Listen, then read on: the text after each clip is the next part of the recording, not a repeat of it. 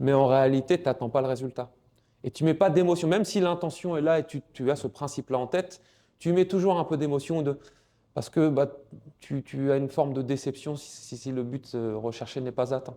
Alors qu'en réalité, ce n'est pas le but qui est important, c'est le chemin. Et c'est plutôt ça. Ouais, si je être encore plus focus sur le chemin plutôt que la destination. Tu attends quoi? Le bus, je plaisante.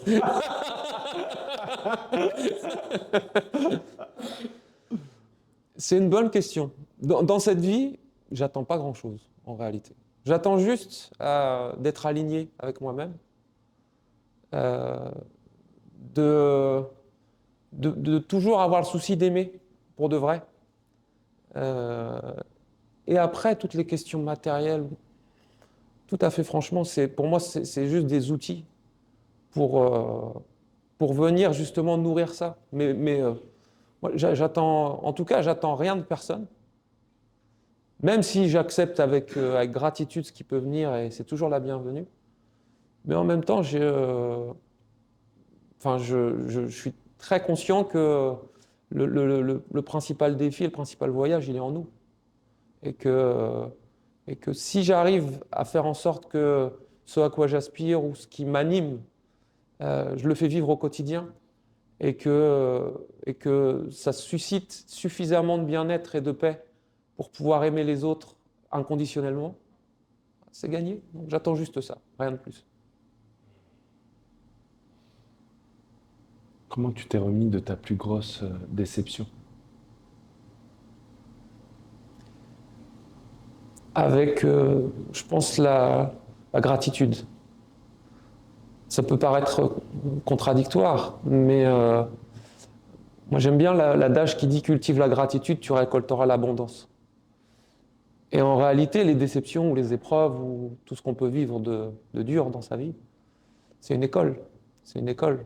Et c'est une école, moi, qui nous amène à ce mindset que j'indiquais. C'est-à-dire que même dans ton mal, il y a un grand bien. C'est juste, est-ce que tu étais prêt à l'accueillir comme il se doit au moment où tu l'as reçu? Et, euh, et moi, c'est vraiment ça, c'est de se dire, c'est comment tu as une faculté transformative de la négativité en positivité, et en même temps, comment tu vas avoir une forme d'imperméabilité à toute la négativité. Et je dirais que, alors ça prend du temps, c'est pas inné, mais les douleurs qu'on peut vivre, en réalité, elles vont susciter notre humanité, c'est normal, parce qu'on est fait de ça, d'émotions, il faut savoir les accueillir. Mais en même temps, elles vont appeler cette capacité, en tout cas pour moi, à manifester de la gratitude. De la gratitude autour de nous, mais avant tout, alors après, tout un chacun a ses croyances, mais au Créateur.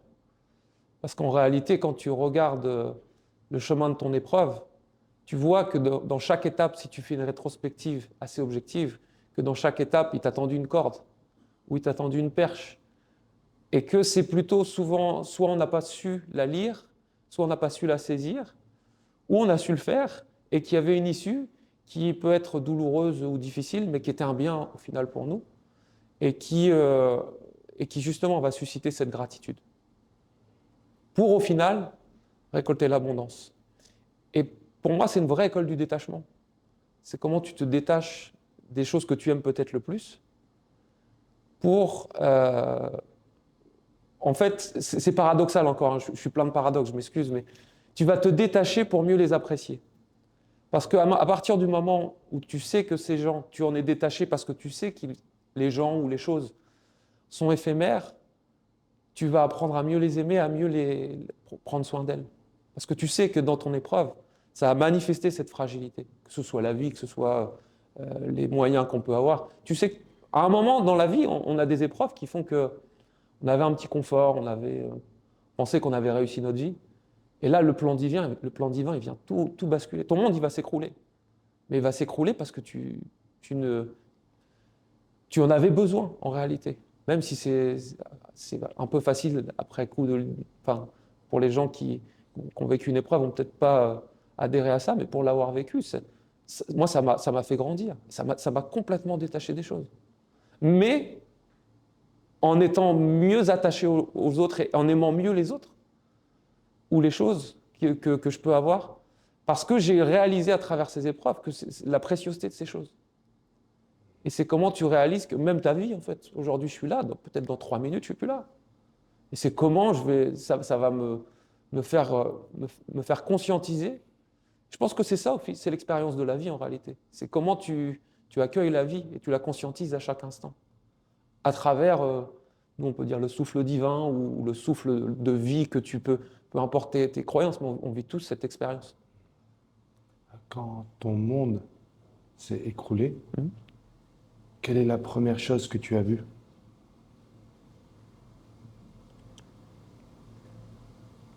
Ce qu'il reste, parce que c'est aussi ce qui nous fait avancer. Et en même temps, ce que j'ai vu en moi, c'est un mélange entre gratitude, même si c'était encore un concept, et je pense comme tout concept, pour vraiment les conceptualiser, il faut les vivre. Enfin, on peut dire les plus belles choses. Tant qu'on ne les a pas vécues, en vrai, c'est facile de lâcher une phrase quand tu l'as vraiment vécue, ou que tu le conseilles aux autres, mais que tu ne l'as pas toi-même vécu. Quand tu l'as vécu, donc il y a cette forme de gratitude, et en même temps, c'est de la douleur aussi, parce que tu as ton monde qui s'effondre. Tout ce que tu as construit pendant des années, ça s'effondre. Mais en même temps, tu sais que quand tu as cette conviction que, à la fois, ça vient de parler à toi, et que ça est en train de décrire un nouveau chemin de vie, et que là aussi, quand tu sais que le décret, en tout cas moi, le décret divin, il ne descend jamais sans sa douceur. Il faut juste que tu saches la chercher. C'est juste ça. Il y a de la douceur. Dans la violence de l'épreuve, il y a de la douceur.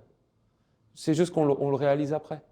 On le réalise après, à la fois parce qu'on est devenu ce qu'on a appris, et surtout comment ça nous a transformés, parce qu'en réalité, c'est ça. C'est comment ça nous transforme. Comment être sensible à cette douceur dans la violence du décret divin? Justement, pour refaire le fil de ce que je disais tout à l'heure, c'est de savoir faire la balance de toutes ces différentes parts de nous que l'on a de rationnel. On va s'inquiéter pour l'avenir, comment je vais faire, c'est une catastrophe, tout s'est écroulé, j'ai plus rien ou j'ai plus personne. L'émotionnel qui va nous submerger, ça c'est normal, il faut savoir l'accepter, mais il ne faut pas qu'il devienne, faut pas que l'émotionnel devienne une source de douleur, en tout cas de souffrance. Ça va être de la douleur au début, mais dans le temps, ça va être de la souffrance. Il faut savoir aussi, je pense, cette énergie qui au début nous rappelle notre humanité et qui peut être transformatrice, comment je vais faire en sorte qu'elle va devenir une énergie positive. Et c'est là où, pour moi, le cœur et la forme de conscientisation ou de transcendance, elle intervient.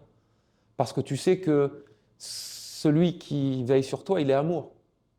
Donc tu sais qu'en réalité, et c'est la graine que tu as en toi, la braise là, que tu as en toi, que tu as étouffée peut-être, en mettant de la poussière, en mettant des feuilles mouillées ou en mettant... Tu vois, quand je dis ça, je prends l'image de toutes nos aspirations, nos passions, nos égos aussi qui viennent... mais en réalité, cette braise, elle continue à être... Tu l'as endormie, mais viens souffler dessus. Et ça nécessite un vrai voyage introspectif.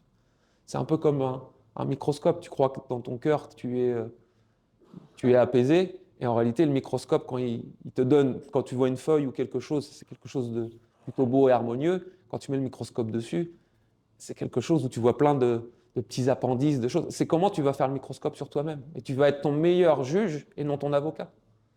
Et donc, tu vas savoir que cette épreuve, elle vient t'apporter quelque chose. Elle t'offre un cadeau. Il faut juste que tu saches le recevoir. Comment faire pour raviver cette flamme? Pour moi, faut aimer. J'aime bien dire, plus tu aimes, plus tu vis, plus tu vibres. Et c'est comment ce rapport à... Alors, je vais paraître le monde de oui-oui, mais c'est pas grave, je l'assume. C'est comment tu vas susciter cette capacité d'aimer avec un grand A. C'est-à-dire comment tu vas aimer de manière désintéressée, juste pour l'amour du Très-Haut et pour pouvoir donner à l'autre ce que tu as de meilleur, mais sans attendre un retour. C'est-à-dire que tu ne vas pas chercher la transformation chez l'autre. Et pour moi, c'est un processus où je dis on ne tombe pas amoureux, on s'élève en amour. Tu ne tombes pas en amour, tu t'élèves en amour. Dans la relation à l'autre, en tout cas. C'est-à-dire que comment tu vas faire en sorte que, à travers ce que tu donnes à l'autre, et comment elle le reçoit et elle le perçoit positivement, tu vas t'épanouir. Ça ne veut pas dire que tu vas t'oublier. Ça veut dire que tu vas quand même... et tu le fais parce que tu sais que c'est ce qui est attendu de toi par celui qui aime par excellence. Et que c'est de cette manière que tu vas grandir. Et donc tu vas aimer de manière vraiment pour de vrai. Tu vas pas aimer pour consommer, comme c'est beaucoup le cas aujourd'hui. Tu vas pas aimer pour telle ou telle chose. Tu vas juste aimer pour aimer. Parce que tu sais que celui qui aime et que celui qui est cette source de l'amour, c'est ce qui va attendre de toi. Et ça amène, pour moi, l'amour à les coupler, en fait. Tu n'aimes pas sans la miséricorde. C'est une émanation de l'amour. C'est-à-dire que cet amour, c'est un élan au début. Passionné, tous ceux qui sont tombés amoureux connaissent ça. Mais avec le temps, il s'effiloche. Et c'est comment tu vas appeler dans cet amour la miséricorde. Pour que ce qui est devenu banal et des choses qu'on ne remarque plus, ça devienne des vraies choses que tu vas conscientiser. Le café qu'on va te servir le matin, ça va devenir une preuve d'amour. Et c'est comment cette miséricorde va appeler ça. Et va te ramener aussi à la finalité dont je parlais, et aussi à comment l'autre, pour refaire le fil de ce que je dis aussi, il est précieux. C'est un dépôt, en fait, l'autre, ou les choses c'est un dépôt qui t'est confié. Il faut en prendre soin. Et du coup, c'est comment tu traverses ce double prisme de l'élan de l'amour, passionnel, fusionnel, etc., qui s'estompe avec le temps. Tu appelles la miséricorde pour l'entretenir. Et en réalité, c'est même pas une relation entre deux personnes, c'est une relation à trois. Il y a deux là, et il y a un avec une relation au milieu qu'il va falloir cultiver. C'est plutôt ça. Alors que inversement, tomber amoureux, ça voudrait dire quoi? Tomber amoureux, c'est... alors, je ne veux pas le connoter négativement, mais dans le contexte actuel, moi, ça évoque pour moi, en tout cas en moi, toute la question de la consommation ou de quelque chose qui qui est loin de la sacralité. C'est-à-dire que tu vas tomber, ce que ça appelle, c'est tomber, je vais chuter, il va falloir que je me... et quelque part, tu te conditionnes à te dire ça va pas réussir, je vais me casser la figure et je vais me faire mal. Et j'ai pas envie en fait. Je vais rester comme je suis. Alors que on est fait pour ça, on est fait pour aimer. Que ce soit dans un couple ou avec les autres. Mais c'est plutôt comment tu vas accueillir ça en disant il va falloir que je dépassionne. Donc il va falloir que j'aille savoir lire et percevoir plutôt l'intériorité et l'âme de l'autre. Non pas que l'extérieur n'est pas important, mais l'extérieur, il est éphémère. Ça va durer quoi? Même les personnes les plus belles au monde, au bout de quelques années, comme tout le monde, le temps fait son œuvre. À moins une fois de plus, d'être dans la consommation et de se transformer chimiquement. Et encore que, c'est même pas de la beauté après. Mais en fait, ou si tu vas chercher de la sécurité ou quoi que ce soit, c'est des choses qui vont être plutôt éphémères et qui vont s'estomper avec le temps, sur lequel tu n'as aucune garantie.